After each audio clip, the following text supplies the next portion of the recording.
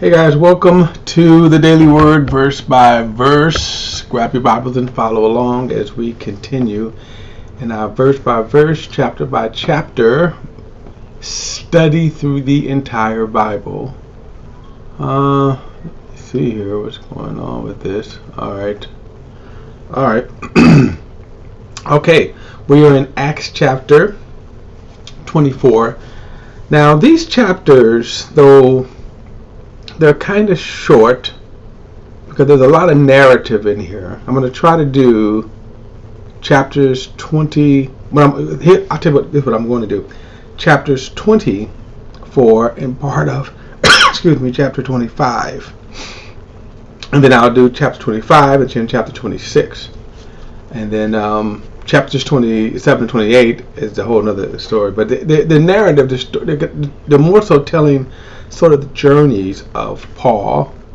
One of the interesting thing about these chapters 24, actually from 20, remember from 20, from 21 all the way until really to the end of the book, is though Paul is in chains, his freedom, he does not have his freedom.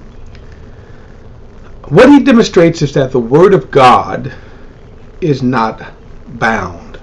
And that's interesting. The Word of God is not bound. So, I of course find it fascinating because, again, you see that through his, you can even say misstep, God is still using Paul. And he is now in a position to testify of the gospel in front of leaders, kings, Roman officials, and which is interesting. As I said, he never probably would have had that opportunity. It's possible God could have opened up the doors. It's always possible that God can open up the doors, but he certainly used this situation for Paul. Now, you remember last time he was arrested. He went to Jerusalem despite being warned not to go, and the Jews from Asia spotted him in the temple performing a Jewish purification rite.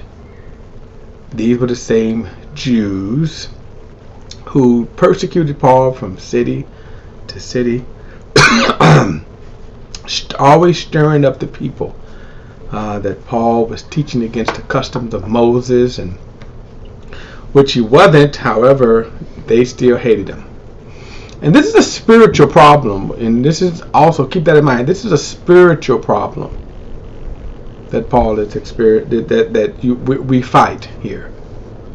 And what it also kind of tells us is that sometimes there are a lot of things beyond our control, and why, in other words, faith in God is so important, because I'm not looking to people, I'm not looking to systems, but to God.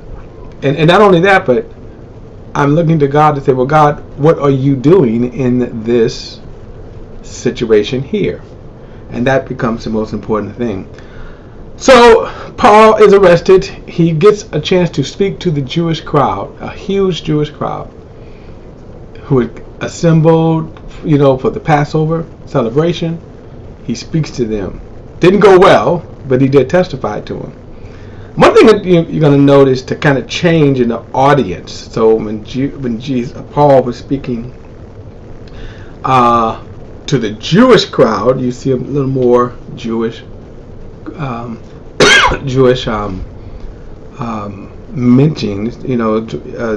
mentioning Jewish bent, and that's ultimately what kind of got him in trouble, because when he said that Jesus had also called him to go to the Gentiles, that's when they went nuts. Now he's brought into the he's arrested, and he informs the jailer that he's a Roman citizen, and that saved him from a brutal lashing.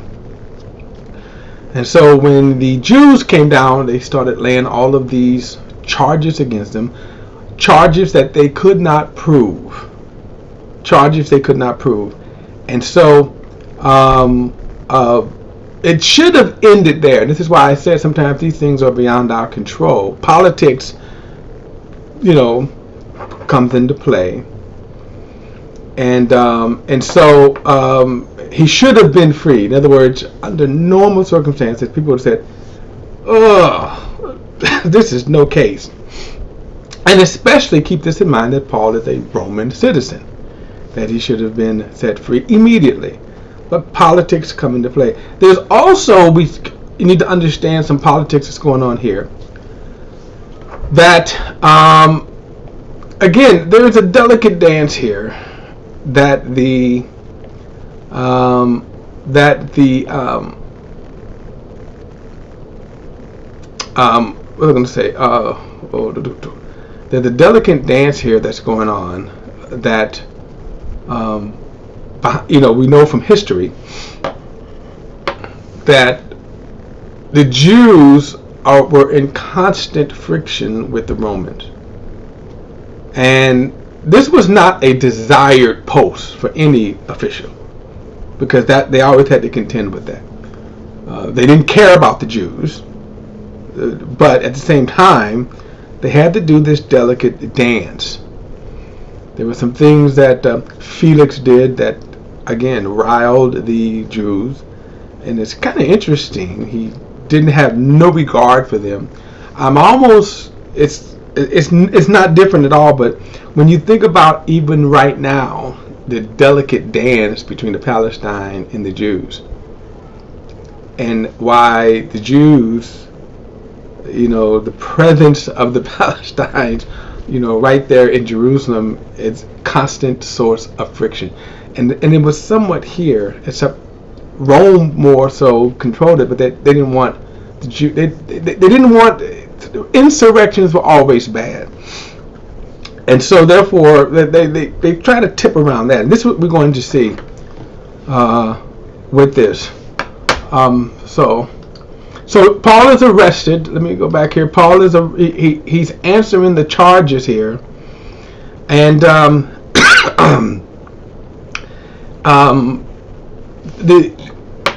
this conspiracy. Now, I want to say this before I move on. Remember, there were like 40 plus Jews who had formed this conspiracy to ambush Paul. And so they kept trying to get Paul to be judged at Jerusalem. He was in Caesarea. They tried to get him to be judged at Jerusalem, and that they would ambush him along the way. And it just didn't work out. What's funny is that you had these 40 guys who made a vow that they would not eat or drink anything until they have killed Paul. So we're going to see how they're going. We're going to see how's that going for them. All right, so now, so again, let me set up one more thing. Because of this conspiracy, Paul's nephew happened to be, he overheard them make this conspiracy, and then he told Paul, and Paul said, "Hey, go to the guard." So as a result, the guard prepared a cavalry, right? And escorted Paul to the palace. Actually, I think it was Herod's palace. And he was placed in the guard in Herod's palace, and so this is where we are. And then it says, verse 1: After 5 days, Ananias, the high priest, came down with some of the elders and a lawyer named Turtulis. Now, this is not to be confused with Annas, the high priest, but this is Ananias, the high priest. It says, these men presented their case against Paul to the governor. Now, Paul is now amongst a Gentile governor. We saw him before. That was a Jewish. It was a Jewish hearing. It was a Jewish kind of council, even though it was still a Roman officiated hearing. but he was speaking to the Jews. Now, what is also interesting, it shows you the limitations of the Jews, which was an irritant to them. They could not judicate the way they wanted. They had to go by the law. And especially remember, Paul, as a Roman citizen, he certainly had his rights, even though they're still going to violate some of his rights here. Verse 2. When they called in Turtulis, he began to when he was called in, Turtulis began to accuse him and said, "Since we enjoy great peace because of you, and reforms are taking place for our benefit of this nation by your foresight, we acknowledge this in every way, and in everywhere, most excellent Felix, with uttermost gratitude." By the way, Felix was, again, not the best of rulers. He was kind of cruel, known to be a cruel. Verse 4. "However, so that we may not burden you any further, I beg you, in your graciousness, to give us a brief hearing. For we have found this man to be a plague, an agitator among all the Jews throughout the Roman world, and a ringleader of the sect of the Nazarenes. And he even tried to desecrate the temple. So we apprehended him and wanted to judge him according to our law. But Lysias, the commander, came and took him from our hands with great force."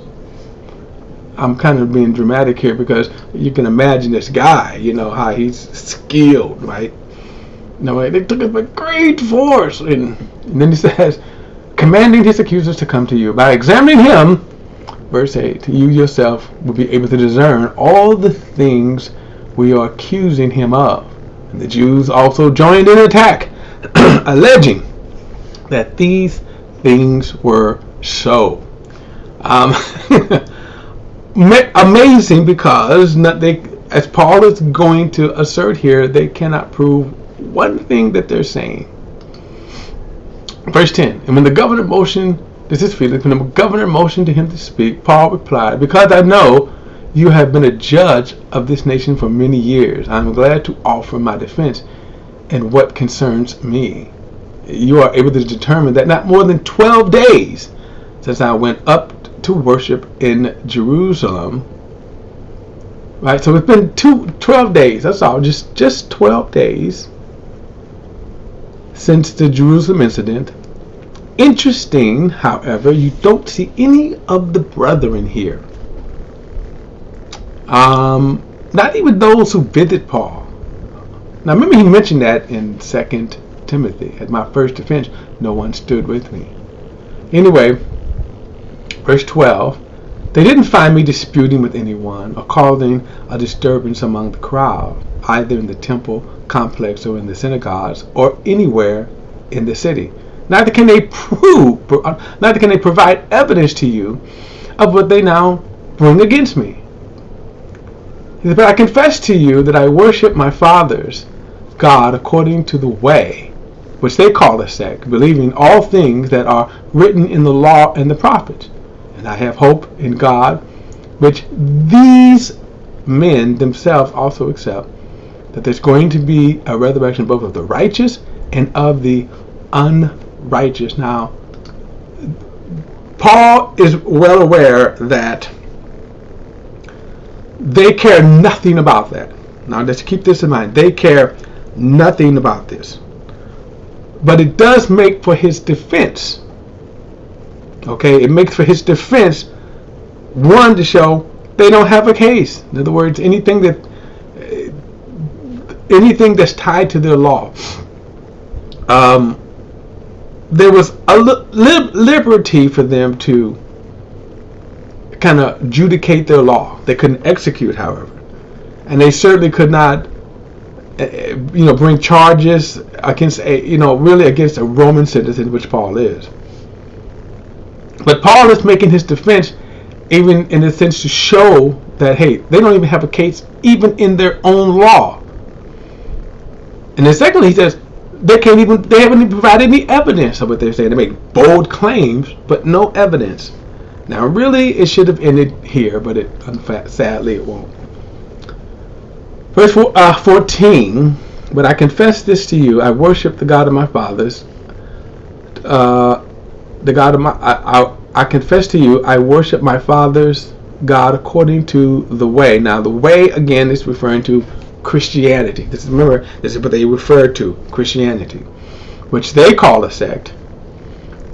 And then he says, believing all the things that are written in the law and of the prophets, and I've hoped in God, which these men themselves also accept, that there's going to be a resurrection, both of the righteous and of the unrighteous. So he's tying Christianity to the Old Testament. But if you think about it, look at this. He's tying Christianity to the Old Testament. Now again, the Romans cared nothing about this at all. They cared nothing. But it provides a defense. That, in other words, they don't have a case. That out of just pure jealousy, that's why they're bringing these charges. There was no reason for the uproar. There was no reason for them. He said, I was not disturbing. I wasn't anything that would be of legitimate charges. They have not provided any evidence that he has done those things. Verse 16, I always do my best to have a clear conscience towards God and men.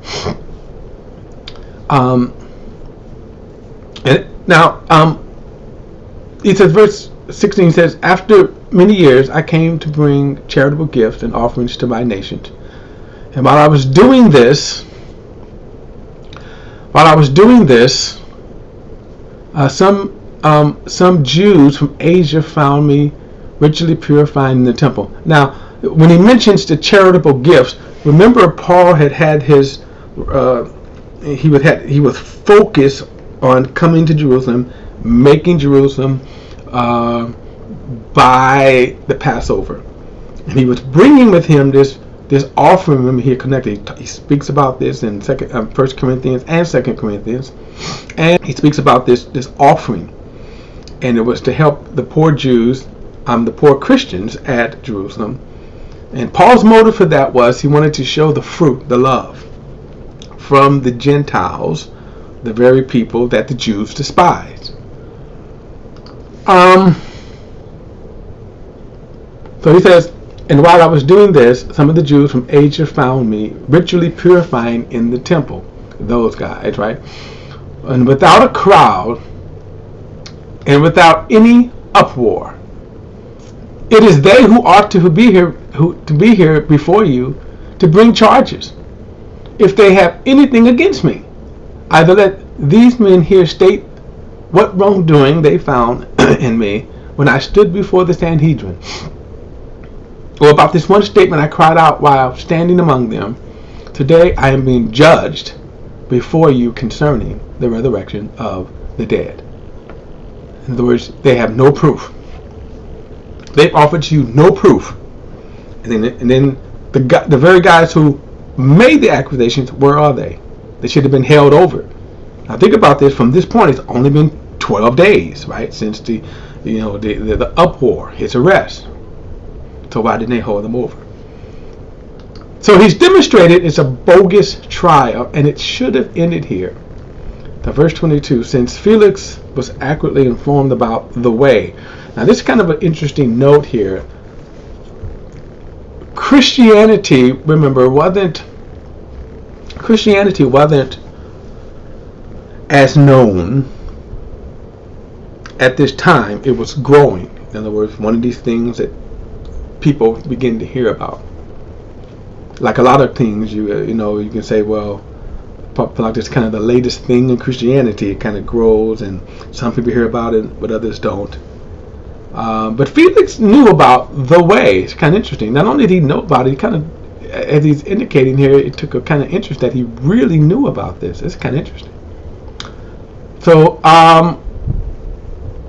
verse 22 again, since Felix was accurately informed about the way, he adjourned the hearing, saying, when Lysias the commander comes down, I will decide your case. And he ordered that the centurions keep Paul under guard, though he could have some freedom, and he should not be prevented from any of his friends serving him.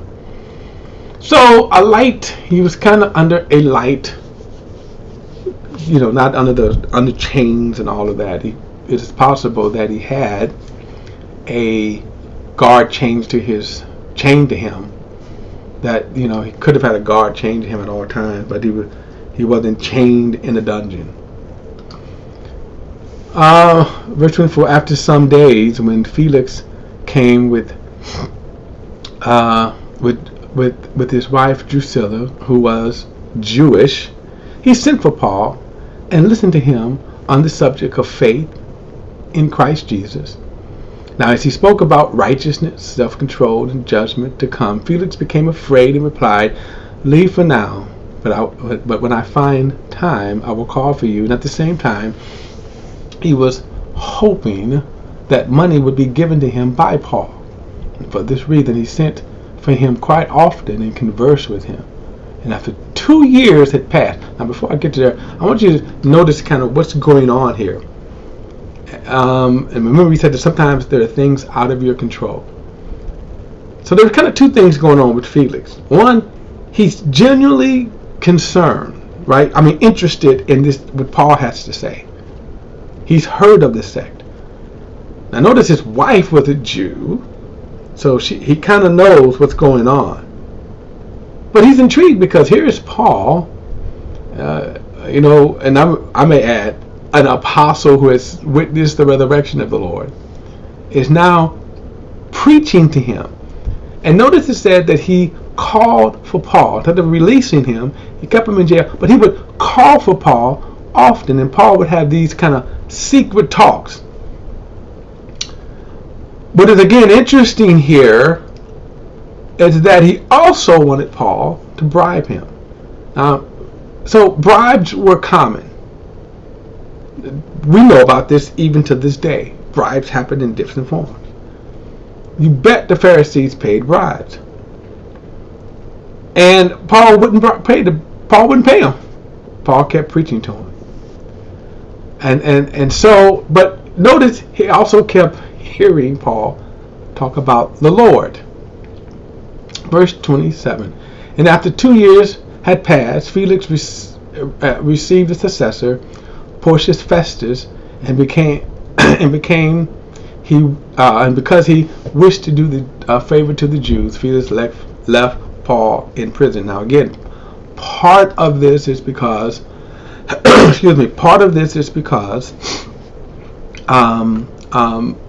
this other situation that was going on that Felix kind of stirred up.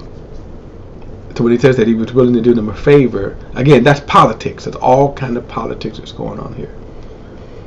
I can tell you, working for the state, how bad and evil politics can be, and that sometimes there are no rhyme or reasons to it.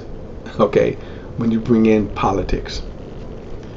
So if you stop and you look at this case and you say, right, if you don't know any details, your number one question would have been, how come Paul is not being released? All right, let's go on. We're going to start 25. Verse 1 says, Then 3 days after Festus arrived in the province, he went up to Jerusalem from Caesarea. Then the chief priests and the leaders of the Jews presented their case against Paul to him. Now remember, 2 years has passed. Okay? 2 years has passed. And let me also say this. 2 years have passed. And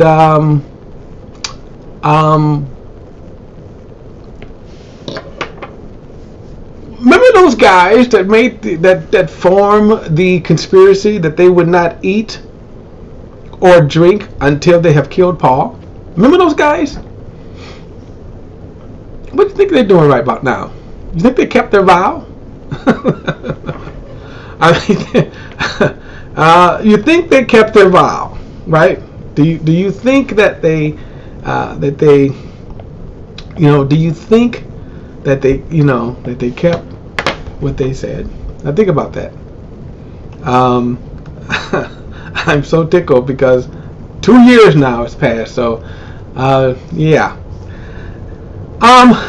No, they didn't keep their vow. They were hypocrites, just and they broke it to this. They probably didn't keep it more than 3 or 4 days. So verse 1. Let me go back. Where did I leave off here? I'm in the wrong place here, y'all. Let me go back. Alright, so verse 1. 3 days after Festus arrived in the province, he went up to Jerusalem from Caesarea, and then the chief priests and the leaders of the Jews presented their case against Paul to him, and they appealed, asking him to do them a favor against Paul, that he might summon him to Jerusalem. And they were preparing an ambush along the way to kill him. So here these guys are, the ones that made the vow. Then you got to stop and say, well, how come you guys are you guys still alive with your vow? Okay. But they're asking now Festus. For some reason, Felix didn't do it. And I'm just, just a kind of a thought here.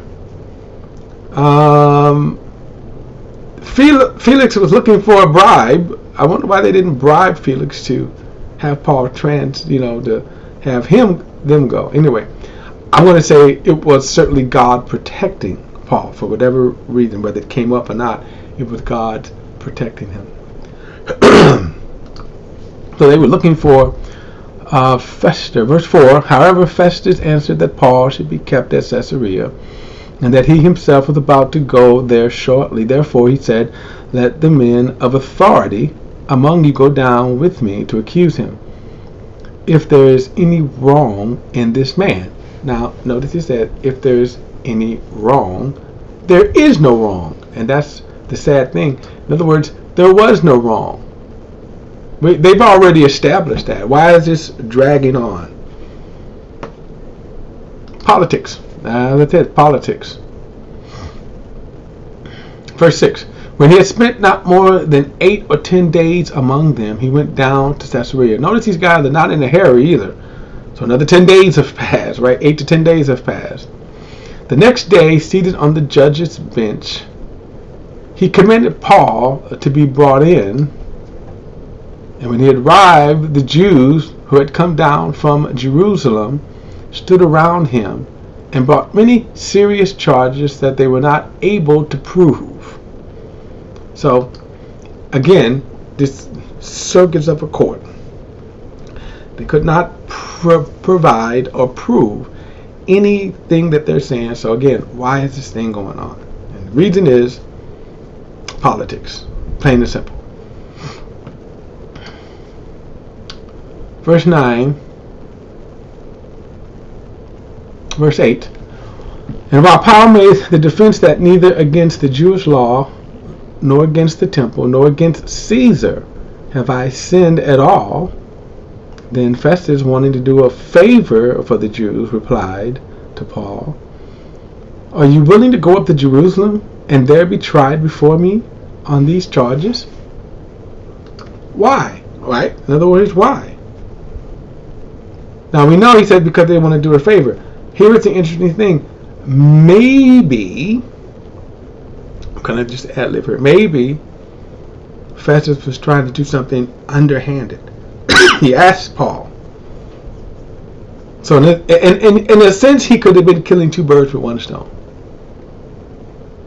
And he could have been saying, okay, well, I can't just outright do that, right? Just, let the Jews kill him along the way. But he asked Paul, hey, are you willing to go up to Jerusalem? But there was no reason for him to go up to Jerusalem at all. No reason. And Paul is getting ready to remind him of that. Verse 10. But Paul said, I am standing at Caesar's tribunal. In other words, not Jerusalem, not the Sanhedrin. I am standing at Caesar's tribunal where I ought to be tried. I have done no wrong to the Jews.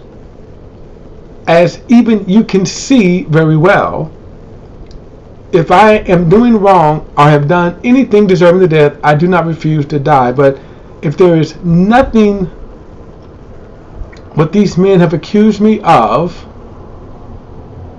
and no one can give me up to them.